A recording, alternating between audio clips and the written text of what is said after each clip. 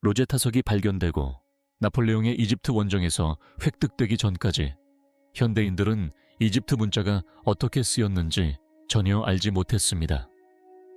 가장 널리 퍼진 생각은 이집트 문자가 각 그림이 개념을 나타내는 상형 문자였다는 것이었습니다.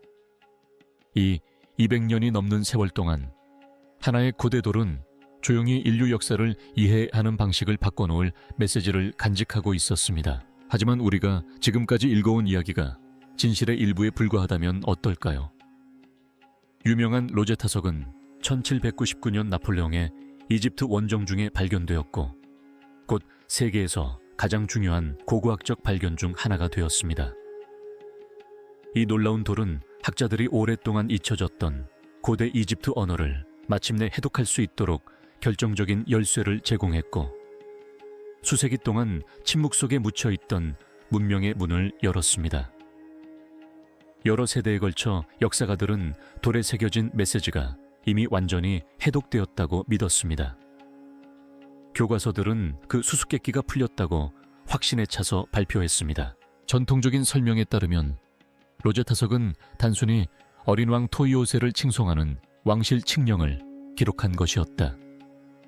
비문은 고대 이집트 전역의 사람들이 읽고 이해할 수 있도록 세 가지 다른 문자로 쓰여 있었다. 학자들에게는 이 사건이 완전히 종결된 것처럼 보였다. 그러나 최근 놀라운 일이 일어났다. 한 과학자 그룹이 첨단 인공지능 언어 모델을 사용하여 비문 전체를 분석하기로 결정했습니다. 오늘날 연구자들이 손상된 문서를 복원하고 오랫동안 잊혀진 언어를 해독하는 데 사용하는 것과 같은 종류의 기술입니다. 인공지능은 인간의 번역에만 의존하는 대신 비문의 모든 미세한 부분까지 꼼꼼하게 연구했습니다. 미세한 조각 패턴, 개별 기호, 그리고 돌에 새겨진 언어의 심층적인 구조까지 분석했습니다. 시스템이 제시한 결과는 연구자들을 놀라게 했습니다. 인공지능의 분석에 따르면 이 텍스트에는 역사가들이 이전에 알아채지 못했던 여러 겹의 의미가 담겨 있을 수 있습니다. 숨겨진 언어적 패턴, 미묘한 표현 방식, 심지어 공식적인 왕실 칙령 아래 숨겨진 암호화된 메시지의 가능성까지 지적했습니다. 만약 이러한 해석이 맞다면 로제타석은 단순히 학자들이 이집트 상형 문자를 해독하는 데 도움을 준 열쇠 이상의 의미를 지닐 수 있습니다. 이 000년 넘게 눈앞에 드러나 있었지만 알아채지 못했던 더 깊은 메시지를 담고 있을지도 모릅니다. 돌에 새겨진 메시지가 완전히 이해될 의도가 애초에 없었을지도 모릅니다. 하지만 인공지능이 발견했다고 주장하는 내용에 대해 자세히 알아보기 전에 좋아요와 구독 부탁드립니다.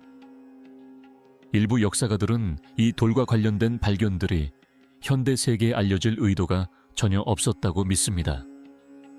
로제타석은 이집트 로제타 마을 근처에서 발견되어 1801년 영국군에 넘겨진 후 공식적으로 기록되었을 당시 세 가지 다른 비문이 새겨진 어두운 돌로 간단하게 묘사되었습니다. 그 기본적인 설명은 결국 그 유물의 진정한 정체에 대한 오랜 오해를 불러일으켰습니다. 그리고 역사가 보여주듯이 이 돌은 가는 곳마다 혼란을 따라다니는 듯 했습니다.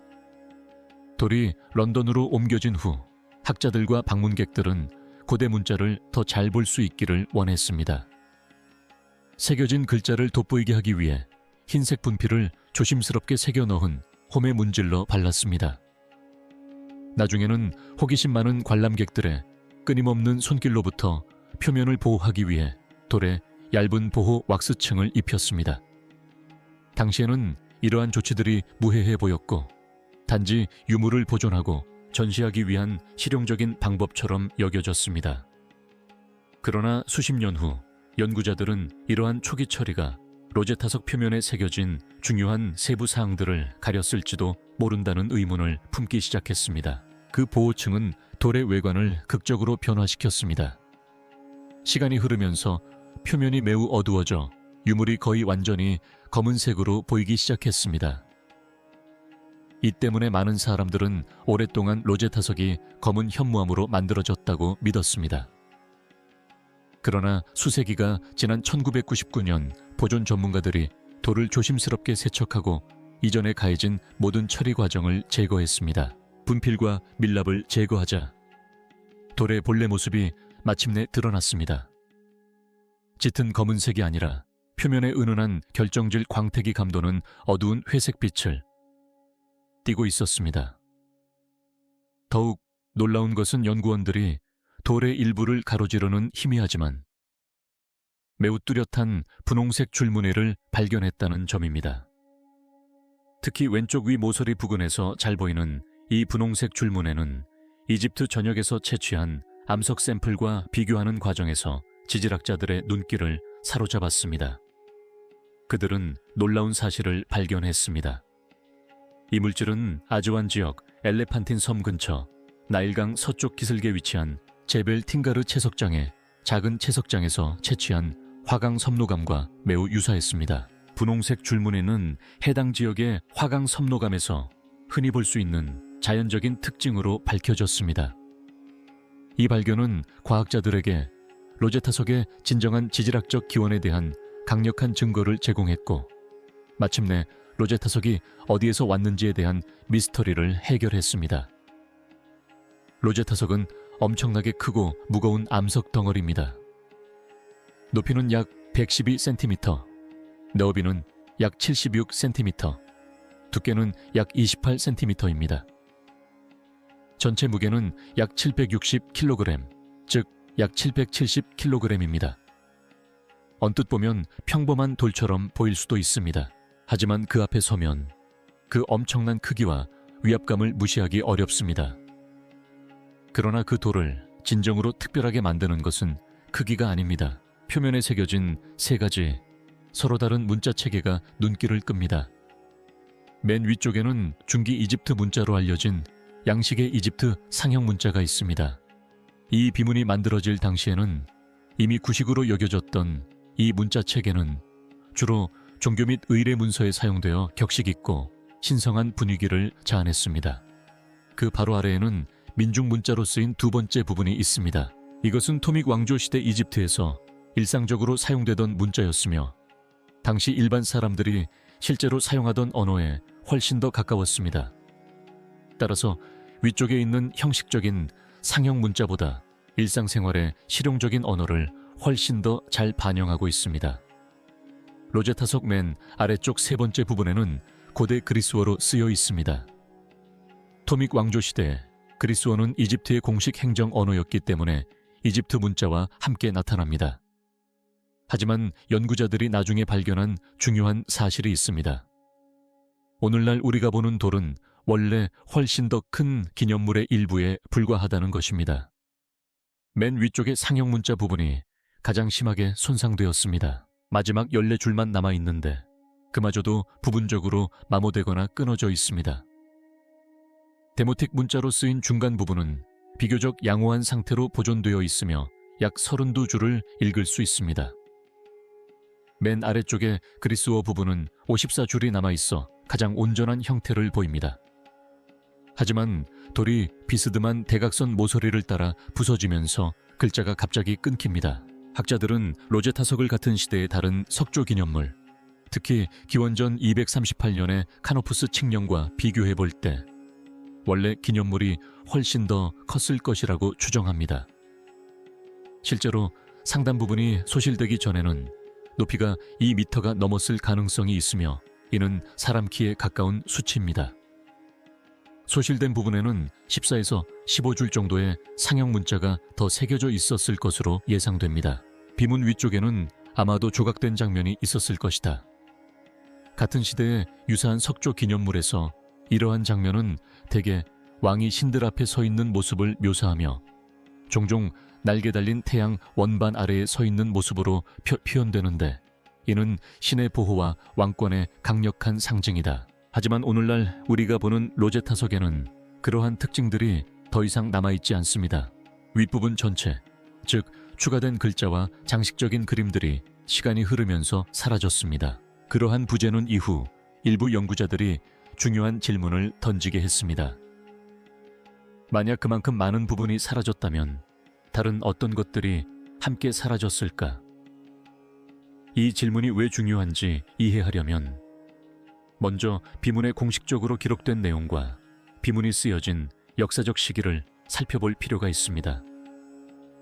역사가들이 비문을 더 자세히 조사하기 시작하면서 공식적인 설명과 비문에 담긴 더 깊은 이야기가 정확히 일치하지 않을 수도 있다는 사실을 깨달았기 때문입니다. 전통적인 해석에 따르면 로제타석은 이집트의 황제로 즉위한 토미오세를 기리기 위해 발표된 왕실 칙령을 기록한 것이라고 합니다.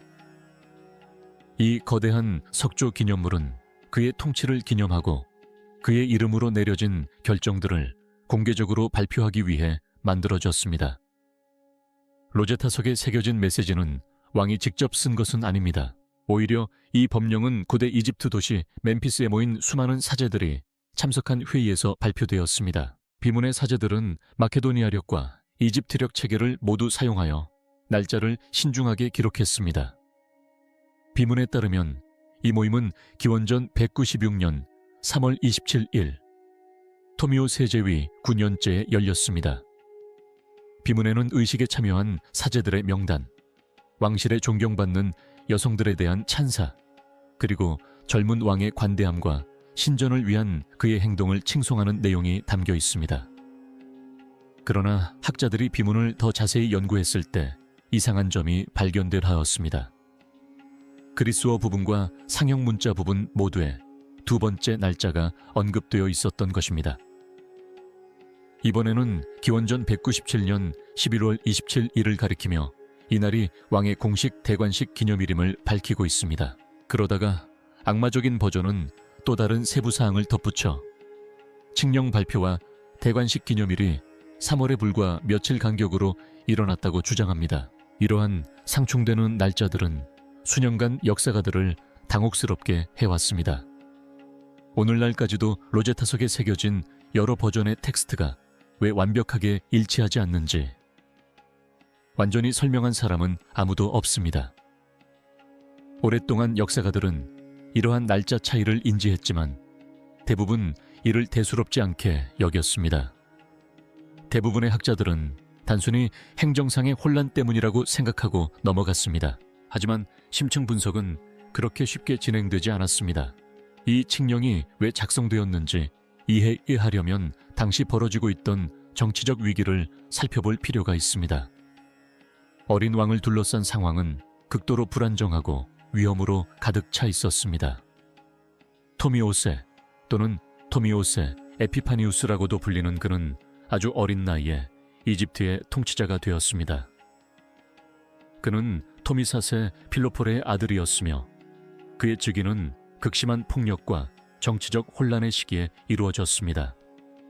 그의 부모는 모두 왕실 내 음모로 사망했는데 이 음모에는 그의 아버지의 강력한 정부가 연루되었다는 이야기가 전해집니다. 그들이 죽은 후 음모자들은 어린 소년의 이름으로 왕국을 다스렸다. 그러나 그들의 통치는 오래가지 못했다. 곧 반란이 일어났고 분노한 알렉산드리아 백성들은 음모자들에게 등을 돌렸다. 혼란 속에서 아가타의 신하라는 군사 지도자가 나서서 어린 왕의 후견인이자 섭정 역할을 맡았다. 그러나 그의 통치조차도 일시적이었다. 결국 그는 실각하고 엘리치아의 아리스토미네스라는 또 다른 강력한 인물이 그 자리를 차지했다.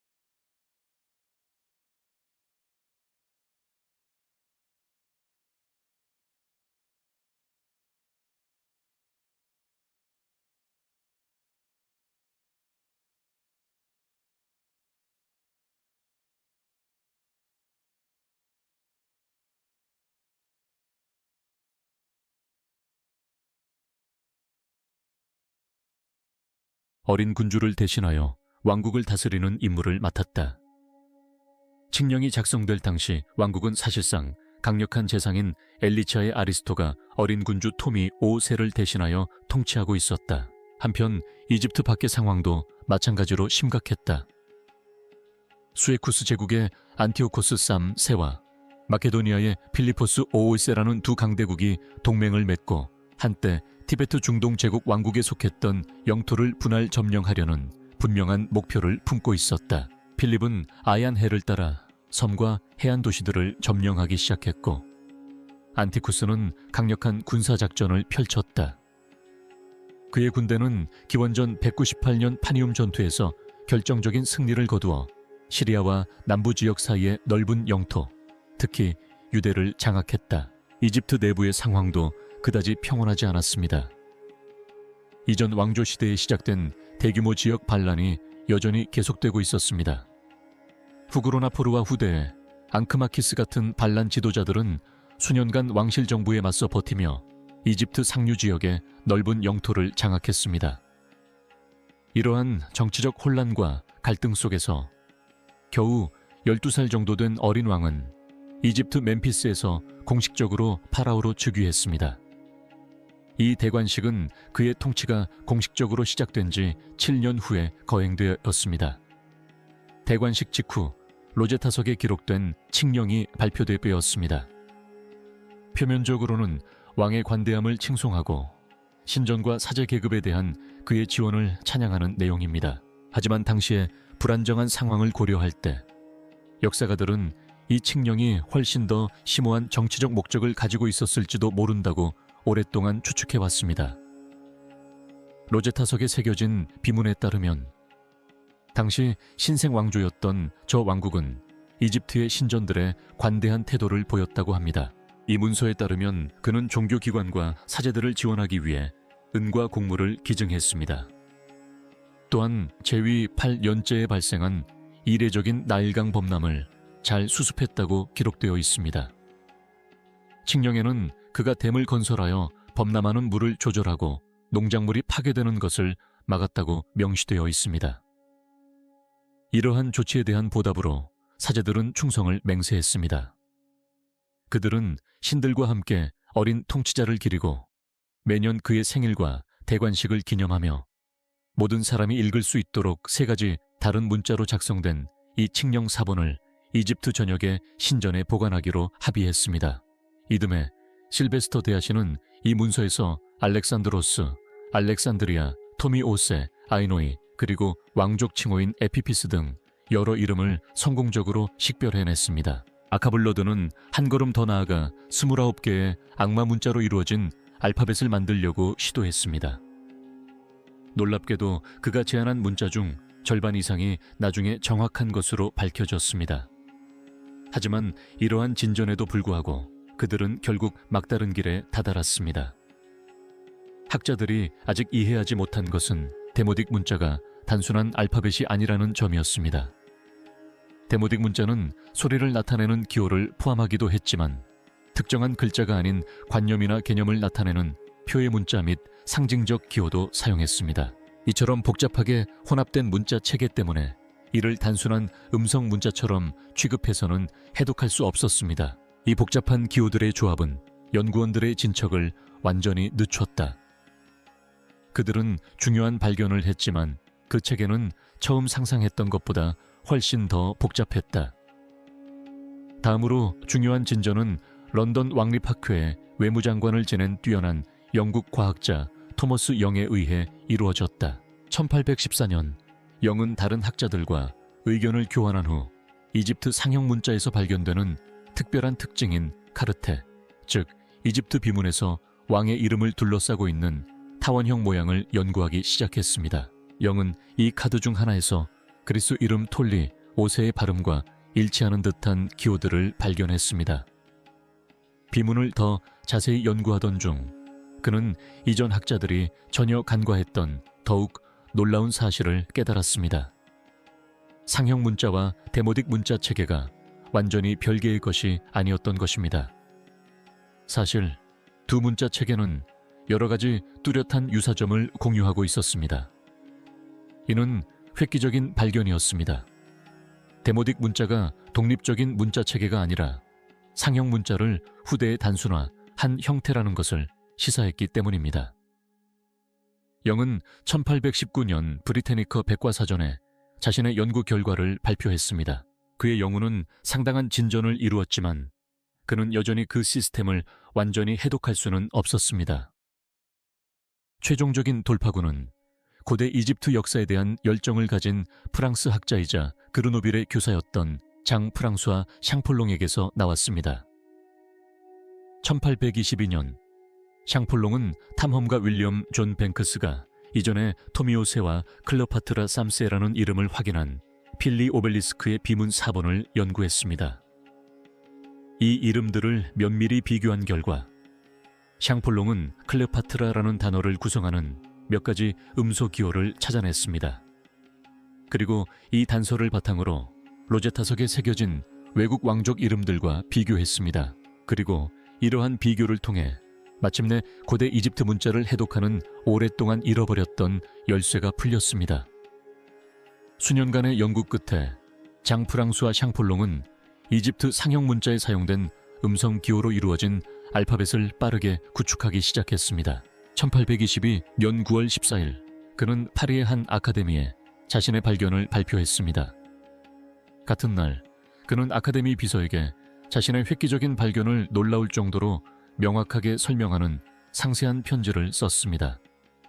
샹폴롱의 가장 중요한 통찰은 단순하지만 혁명적이었습니다. 상형 문자는 상징적인 개념뿐만 아니라 소리도 나타낼 수 있었습니다. 이러한 음성 기호는 그리스 이름뿐만 아니라 이집트 통치자들의 이름도 기록하는 데 사용되었습니다. 그는 아부 실베니아 신전의 왕실 문서에서 라미세와 투트모스 3세의 이름을 알아보고 이를 확인했습니다.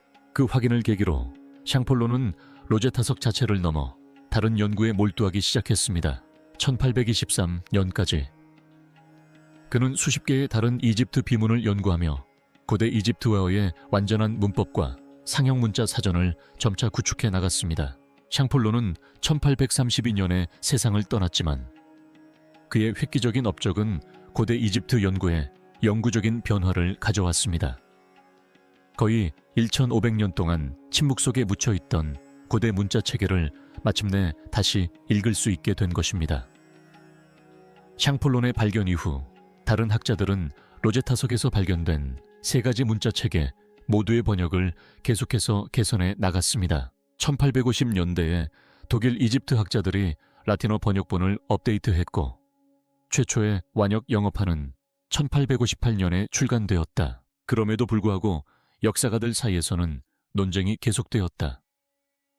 일부 학자들은 고대 그리스어 원문이 원본이며 토메이크 정부에서 먼저 작성한 후 이집트 문자로 번역되었을 가능성이 높다고 주장했다. 다른 학자들은 상형 문자 버전이 더 깊은 종교적 의미를 담고 있으며 칙령에 더 권위 있는 형태였을 것이라고 주장했다.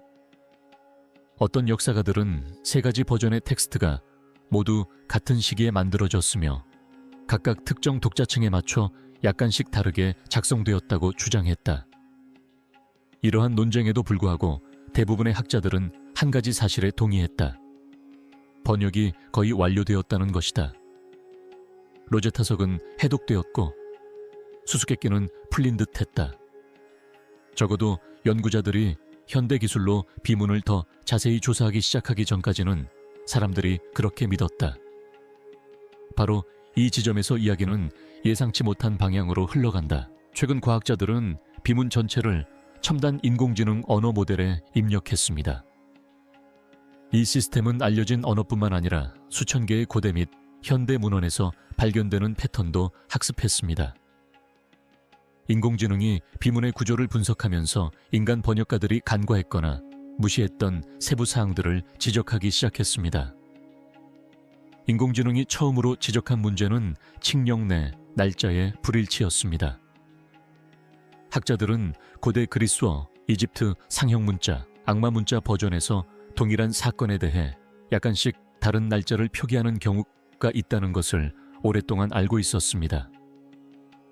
수년 동안 역사가들은 이러한 차이를 단순한 행정적 오류로 여겼습니다. 그러나 인공지능은 다른 가능성을 제시했습니다. 무작위적인 오류가 아니라 이러한 변형들이 의도적인 패턴을 따르는 것일 수 있다는 점을 시사했습니다. 이는 두 가지 의미를 동시에 전달하도록 설계된 특정 고대 문서에서 나타나는 현상입니다.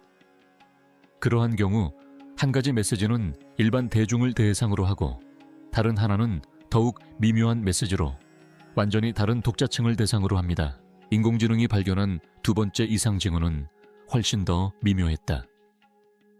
시스템이 로제타석에서 가장 손상되고 가장 정형화된 부분인 이집트 상형 문자 부분을 집중적으로 살펴보았을 때 뭔가 특이한 점을 발견했다. 이 부분은 고대의 의례적인 문체로 작성되었는데 이는 일반적으로 종교 서적이나 사제와 신들 사이의 소통에 사용되는 방식입니다. 하지만 인공지능은 이러한 형식적인 문체 속에서 이집트 토믹 시대의 다른 어떤 의례 문서에서도 찾아볼 수 없는 특정 어구 패턴을 발견했습니다. 분석 결과 이는 단순한 번역 오류나 필사자의 실수가 아니었습니다. 매우 특정한 언어 구조였습니다. 연구자들이 로제타석의 문체를 고대 이집트 종교 서적 데이터베이스와 비교했을 때 인공지능은 특이한 점을 발견했습니다. 그 언어는 문명이 심각한 위기나 붕괴를 두려워하던 시기에 작성된 경고문이나 메시지에 사용된 문체와 매우 유사했습니다. 이는 교령을 작성한 사제들이 토미 5세를 칭송하는 것 이상의 의도를 가졌을 가능성을 시사합니다. 분석에 따르면 그들은 형식적인 언어 속에 공개적으로 말하기에는 너무 민감한 더 깊은 메시지를 숨겼을 수도 있습니다. 인공지능은 나일강 범람과 관련된 정확한 숫자 및 달력상의 언급들을 발견했습니다. 역사적, 천문학적 기록과 비교했을 때 이러한 세부 사항들은 사제들이 경고 신호로 여겼을지도 모르는 일련의 사건들을 시사하는 듯 했습니다. 기원전 196년 이집트 멤피스에서 이 칙령이 발표되었을 당시 이집트 왕국은 이미 외세의 압박과 내부 반란에 시달리고 있었습니다. 사제들은 유일하게 보존될 것이라고 확신했던 문서, 로제타석을 통해 젊은 왕에 대한 단순한 찬사 이상의 것을 남겼을지도 모릅니다. 어쩌면 그들은 이집트의 미래에 대한 두려움을 기록하고 있었을지도 모릅니다. 그 경고가 토믹 왕조의 로마 제국에 의한 멸망을 암시하는 것인지 아니면 훨씬 더 큰 의미를 담고 있는 것인지는 여전히 불분명합니다. 하지만 분명한 것은 이것입니다. 200년이 넘는 세월 동안 학자들은 로제타석을 해독해왔지만 그들은 표면적인 의미만을 읽어냈을지도 모릅니다. 로제타석은 단순히 잃어버린 언어의 열쇠가 아닐 수도 있습니다. 그것은 우리가 이제 막 이해하기 시작한 과거의 메시지일지도 모릅니다.